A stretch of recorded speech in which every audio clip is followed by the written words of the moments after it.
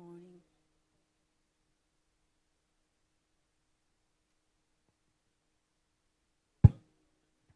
So,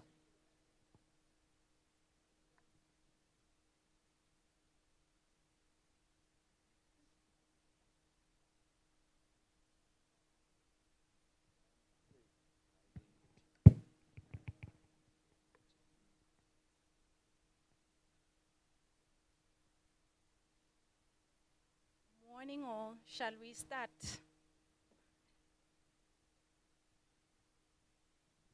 Good morning.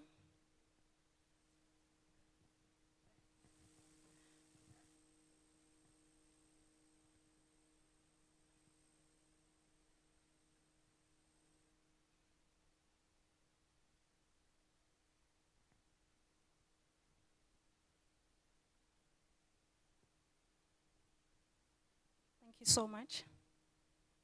Excellencies, Her Excellency the EU Ambassador, department heads, representatives of industry,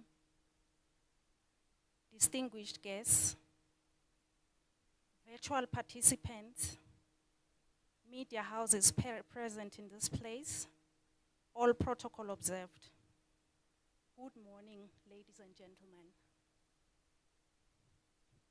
Thank you. May I extend a warm welcome to you all and welcome you to this beautiful event, a historic one where we're going to be sharing knowledge and coming up with solutions for the transformation of the energy sector in Eswatini. We will be doing this in order to improve our generation capacity as a country and to ensure that we meet the country's NDC goals for 2030, as well as the carbon neutral economy targets for 2050 for Eswatini. Over the years, we have seen that climate change is really affecting all sectors in this country in a devastating manner. We've had impacts ranging from cyclones, droughts, infrastructure damage, diseases, and there's been cumulative impacts which have affected other sectors. There's been issues with food security, water shortage, and many more. And hence, the topic of climate change and energy security in this country should no longer be a subject that is not that is ignored. It should be something that is discussed in boardrooms, by policymakers, in schools, at homes, because we can see we are all being affected socially, economically, and even environmentally. It is so happening that now there is COP27 in Egypt, and the issues of climate change are being discussed. Climate change is a crisis, and it's something which requires urgent attention by all of us. We shouldn't be developing plans. We should be seen to be acting now. Otherwise, we shall perish. So the best thing for us to do now is to take action and do something. Engage everyone and let the climate change and energy issues be part of our daily agenda in all sectors of the society. So indeed, as a country, we need to make an urgent transformation or transition from in this energy sector and try and move, scale up renewables and move to a carbon neutral economy. I am honored today to be your program director. My name is Constance van Zeydam. I come from the Renewable Energy Association of Eswatini. And at this point, I'd like us to appreciate the EU, GIZ, for supporting this platform. I think it's first of its kind in this country. Can we give them a round of applause? Yes, and then this event has been organized by ARE, and it's been co-organized by the Renewable Energy Association of Eswatini, where I come from, as well as Business Eswatini. So you are expected today to engage actively. We really need to transform the energy sector in Eswatini. My role is a very simple one. What I do, I just introduce speakers, keep time, and all of you, you need to do one great thing. Make sure that when we come out of this place, you have interacted, you've networked, and we go out there and we start actioning and not be making those proposals and plans which end up not being implemented. At this point in time, because we in this room, there's 100 of us, in case there's an emergency, may I request the hotel to come and tell us as to what is it that we need to do in case of an emergency in this place. Over to you, sir.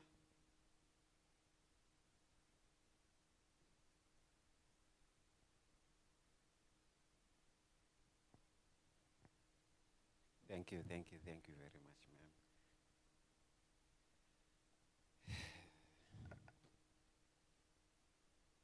Good morning, ladies and gentlemen. All protocols are observed. My name is Ntokozo Dlamini, Safety and Security Manager in the hotel.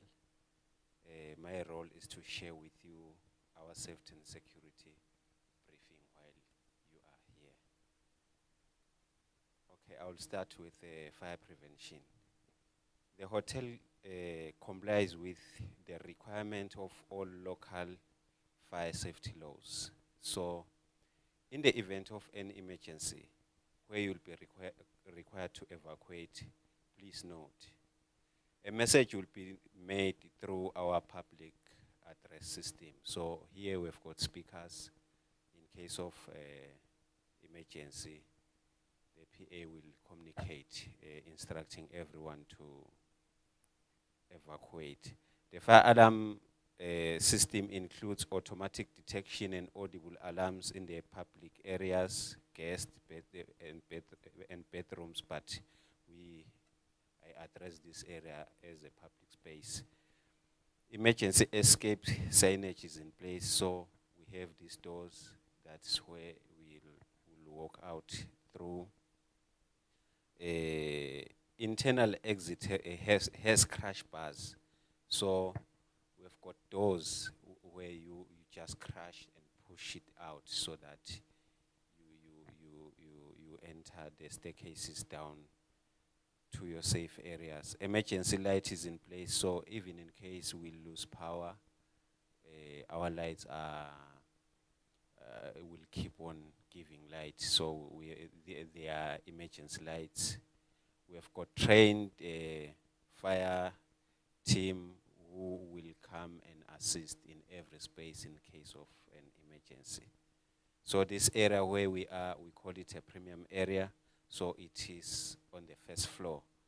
So therefore, the nearest emergency escape staircases, one is next to the next to the lift, and the other one is at the middle of the passage, just across. There are signs that can show everyone to avoid stampede, so you can use either. You are kindly requested not to run when evacuating to avoid stampede, so you walk firm, but in a manner of evacuating. So the assembly point is located across the parking. There are signs that will direct you straight to the assembly point, and the fire marshal will respond promptly to assist everyone when evacuating. We also not ignore that worldwide we experience active attack situations, or we call it active shooting.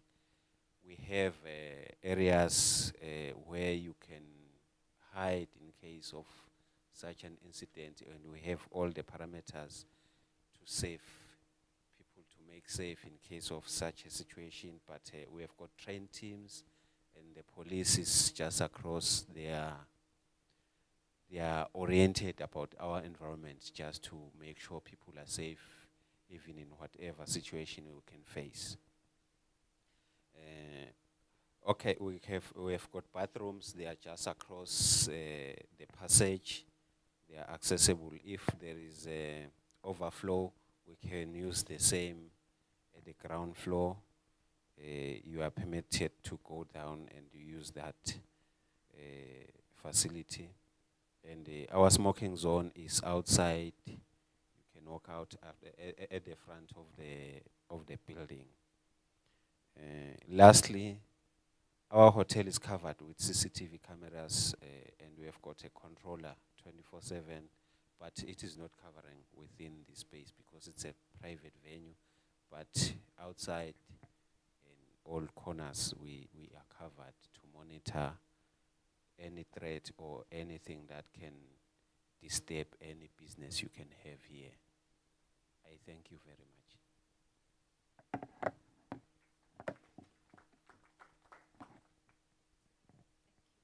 Thank you so much, sir.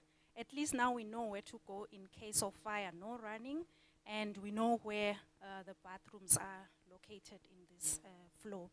At this point in time, may I make just one housekeeping rule?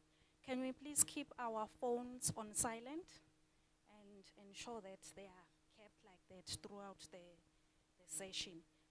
May I request the speakers who are supposed to make a keynote address to come and occupy this front row.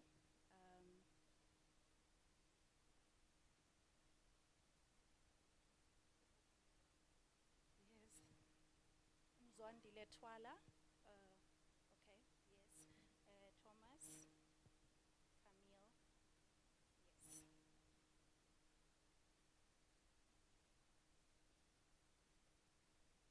Thank you so much. I think so that we do not waste time, we are so much pressed for time. Great presenters and speakers, moderators, we shall make sure that we keep time so that we don't come out of this place after 12. We shall make sure that by 4:30 we are done. At this point in time, can I hand over to Camille to make the first keynote address? Over to you. Hello.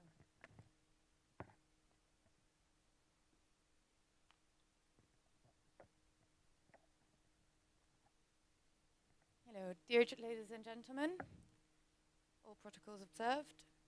My name is Julia van Frans, Policy and Advocacy Officer, speaking on behalf of Camille André Bataille, board member of the Alliance for Rural Electrification. Unfortunately, she could not join us today because of flight strikes, so I will be speaking on her behalf. So the Alliance for Rural Electrification, or ARE, is the #1 global association for the decentralized renewable energy industry, aiming to advance rural electrification. ARE pursues a set of ambitious goals in line with its mission to advance energy access around the world, with a focus on Africa, Asia, and Latin America and the Caribbean, working on a country level as well as regional. As part of its commitment, ARE has pledged to deliver sustainable electricity services to at least 500 million additional people in the 3 above-mentioned focus regions, to enable the private sector to catalyze the creation of at least 5 million green jobs, and to enable the private sector to avoid more than 1 billion tons of CO2 emissions by 2030. To further advance towards the SDGs and reach them by 2030, annual investments to support DRE need to increase more than 3-fold, and the X factor in reaching theoretical scale is the private sector. As organizers of the EU Green Power Transformation Forum workshop, ARE is very happy to welcome you all today. I extend a very warm thank you to Business Eswatini and the Renewable Energy Association of Eswatini for the partnership for this event. I would also especially like to thank the European Union delegation to the Kingdom of Eswatini, GET.invest and GET.transform that made this day possible. The event, which is hosted in the context of the launch of the EU Green Power Transformation Forum, launching a country window of GET.invest, GET.transform, and electrify, supported by the European Union, Germany, Sweden, the Netherlands, and Austria, amongst others. During this hybrid workshop today, public and private sector representatives will address the different angles of the green power transformation in Eswatini. To enable business partnerships and knowledge sharing, to catalyse investments and power sector reform to support the energy transition in Eswatini.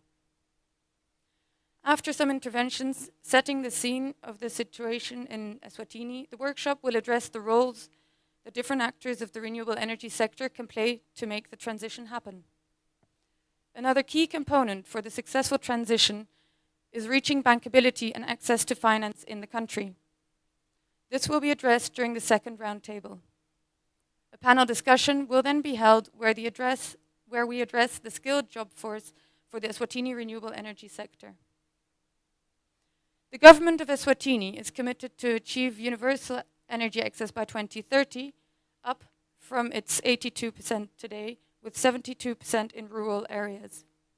The country is also committed to have 50% of renewable energies in its energy mix by 2030 and increase its energy independence, and has already implemented a variety of projects across several technologies in the country, from solar to biomass to hydro.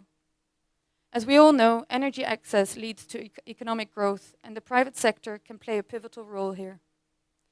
To be able to do so, access to finance for the private sector and bankability is key. The transition is also important for green job creation, an aspect ARE is also working on in one of our projects with the aim of creating a global standard for calculating green job creation. In this context, the importance for a skilled workforce is apparent and can be driven through well-constructed technical and vocational training for youth, but also for experienced professionals transitioning to clean energies.